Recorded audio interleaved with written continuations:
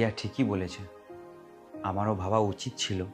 তোমার মা আছে, ভাই আছে, তোমার একটা পরিবার আছে। তুমি যখনই বাপের বাড়ি যেতে চেয়েছো, আমি কোনো কারণ দেখিয়ে তোমাকে আটকে দিয়েছি। পারলে তুমি আমাকে ক্ষমা করে দিও। এবার থেকে তোমার যখন মন চাইবে তুমি তখনই বাপের বাড়ি যাবে। আমি তোমাকে আটকাবো না, কোনোদিন জিজ্ঞাসাও করবো না তুমি কবে ফিরবে। তুমি শুধু আমাকে বলে দিও তুমি বাপের বাড়ি যাবে। পারলে আমাকে ক্ষমা করে দিও। আমিও ভুল করেছি বৌমা, সত্যি তো। রিয়ার মতো তোমারও তো তোমার মায়ের জন্য মনটা কেমন করে। আমার যেমন রিয়াকে দেখার জন্য মনটা ছটফট করে, ওই একইভাবে তোমার মায়েরও তো তোমাকে দেখার জন্য মনটা ছটফট করে।